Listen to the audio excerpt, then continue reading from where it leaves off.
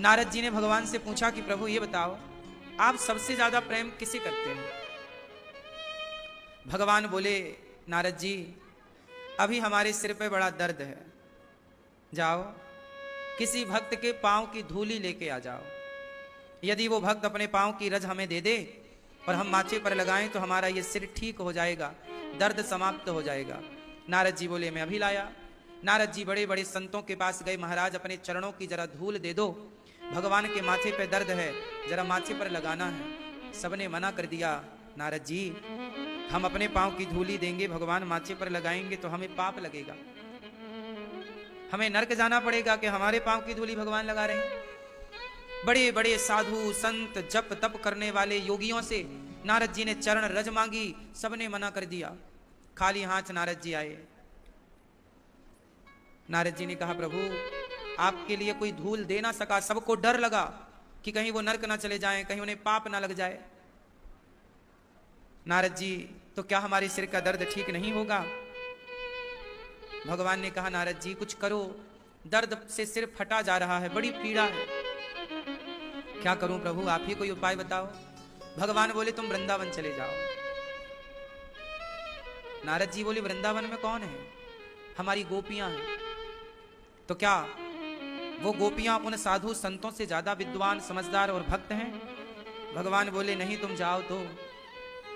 नारद जी आए वृंदावन, गोपियां कृष्ण की चर्चा करके रो रही हैं। नारद जी आए तो गोपियों ने पूछा, नारद जी हमारे द्वारिकाधीश कैसे हैं, हमारे श्याम सुंदर कैसे हैं? नारद जी ने बताया कि द्वारिकाधीश के सिर में बड़ा दर्द है। कैसे ठीक होगा? गोपियां बोली कि द्वारिकाधीश के सिर का दर्द तब ठीक होगा जब कोई भक्त अपने पांव की धूली की रज, अपने पांव की धूली चरण रज दे दे और वो माथे पर लगाएं तो उनके सिर का दर्द ठीक हो जाएगा। गोपियां अपना दुपट्टा बिछाती हैं, ब्रज रज समेट समेट के पोटरी बनाती हैं और नारद जी को अपने पांव की धूली देकर कहती हैं, ये द्वारिकाधीश के श्री कृष्ण के माथे पर नारद जी लगा देना। नारद जी बोले, गोपियों तुम्हें डर नहीं लगता? किस बात का? तुम्हें नरक जाना पड़ेगा, पाप लगेगा।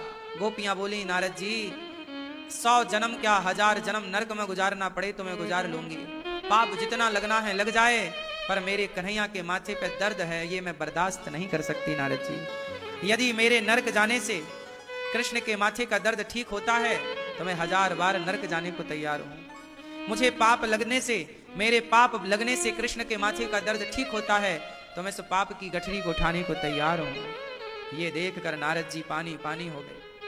रज लेकर के श्याम सुंदर के पास आए, भगवान के माथे पर गोपियों की रज लगाई। ये वृंदावन की रज वो है जिसे भगवान भी अपने मस्तक पर लगाते हैं, ये वो रज है।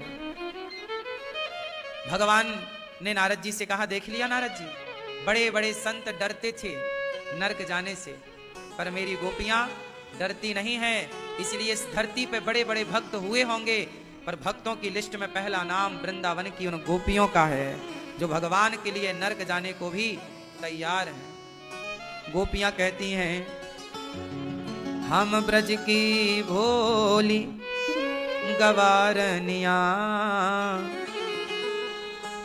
हम तो ब्रज की भोली गवारनिया है, हम ब्रज की भोली गवारनिया, ब्रह्म ज्ञान की उलझन क्या जाने, मेरे और मोहन की बातें एक मैं जानूं या वो जाने, हम प्रेम नगर की बंजारन, जप तप और साधन क्या जाने, हम श्याम नाम की दीवानी, नित नैम के बंधन क्या जाने। हे गोविंद, हमें छोड़ कर ना जाओ। गोपियों का ये प्रेम, इस धरती में प्रेम करने वाले बहुत हुए, पर गोपियों की तरह प्रेम की अधिष्ठात्री ब्रज की गोपियां हैं, श्री राधा रानी हैं। प्रेम किसे कहते हैं? जो गोपियों ने किया उसे प्रेम कहते हैं। प्रेम क्या है? जो भरत जी ने किया वो प्रेम है। राम से क्या किया भरत जी ने? प्रेम किया। और उस प्रेम के आगे ना राजपाट आया ना परिवार आया, शुद्ध प्रेम। जैसे भरत जी के प्रेम में राम और भरत के बीच में कौन आया बताओ? बोलो। राम और भरत के बीच में कौन आया? राम और भरत के बीच में आई माता कैकई। तो भरत जी ने कैकई को छोड़ दिया। राम और भरत जी के बीच में आया अयोध्या का राज सिंहासन। तो भरत जी ने राज सिंहासन को, बोलो, छोड़ दिया। जहां त्याग करने की शक्ति है, आपके अंदर यदि छोड़ने की शक्ति है अपनी इच्छाओं को, अपने सुखों को, तो आप प्रेम करने के योग्य हैं। और आपके अंदर छोड़ने की शक्ति नहीं है तो आप प्रेम करने के योग्य। छोड़ दिया भरत जी ने अपनी मां को। मां को मां कहना छोड़ दिया भरत जी ने। कैकई को मां नहीं कहा उसके बाद कभी। कहा भरत जी ने, मां तुम्हारे मुंह में कीड़े क्यों नहीं पड़ गए जब तुमने राम को वनवास भेजा?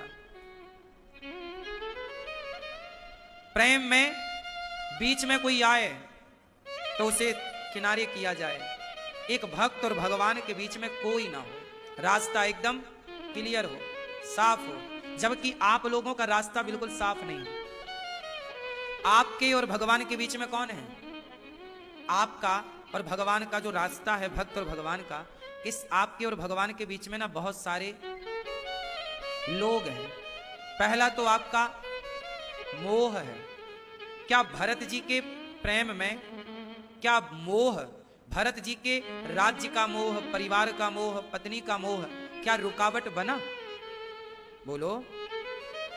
लेकिन आप लोगों के, आपके और भगवान के बीच में आपका परिवार, आपका पैसा कई बार रुकावट बन जाता है। भरत जी ने भी 14 साल तक अयोध्या का सिंहासन राम के बिना किसने संभाला? बोलो। 14 वर्ष तक जब राम वनवास में थे तो अयोध्या का सिंहासन किसने संभाला? बैठे नहीं सिंहासन पर, चरण पादुका को बिठाया, लेकिन संभाला भरत जी ने नहीं संभाला क्या? बोलो। हनुमान जी अयोध्या के ऊपर से जा रहे थे, पहाड़ लेकर, संजीवनी बूटी लेकर। भरत जी देखो कितने सजग थे। ऊपर से रात्रि के 2 बजे कोई जा रहा है तो भरत जी ने बाण मार दिया। इतनी सजगता से अयोध्या को संभाला है 14 साल। कि कोई ऊपर से भी गुजर रहा है तो भरत जी ने उसे देखा, उनको लगा कि कोई अयोध्या पर पहाड़ फेंकने तो नहीं जा रहा है, अयोध्या राम की है और राम की अयोध्या को कोई क्षति तो नहीं पहुंचाना चाह रहा है। ये भरत जी को लगा और उन्होंने तुरंत हनुमान जी को बाण मार दिया। हनुमान जी राम राम कहते नीचे आए। फिर वार्ता हुई कौन हो। फिर भरत जी ने अपने बाण पर बिठा के हनुमान जी को भेजा था लंका, जहां लक्ष्मण जी मूर्छित थे। तो भरत जी सजगता से कार्य करते हैं। हम ये नहीं कहते कि आप काम करना छोड़ दो। भरत जी ने भी तो काम किया 14 साल। अयोध्या के पूरे मैनेजमेंट को किसने संभाला? इतनी बड़ी अयोध्या थी, इतनी बड़ी प्रजा थी, व्यवस्थाएं तो रही होंगी ना, किसने संभाला? क्या उस 14 सालों में क्या सेना को तनख्वाह न बटी होगी? क्या उस 14 सालों में अन्न पानी न बटा होगा? क्या टैक्स ना लिया गया होगा? क्या जनता को राजा से जो सुविधाएं मिलती हैं क्या वो 14 साल तक ना मिली होंगी? पूरा कार्य तो भरत जी ने संभाला 14 साल। पर सब कुछ करते हुए भरत जी ने यह नहीं कहा कि मैं राजा हूं, मैं करता हूं। उन्होंने ये माना कि राम कर रहे। आप भी भरत जी से सलाह ले लो, सीख ले लो, काम करो, पर इस अभिमान से नहीं कि मैं करता हूं, इस भाव से कि भगवान ही सब कर रहे हैं, करा रहे हैं।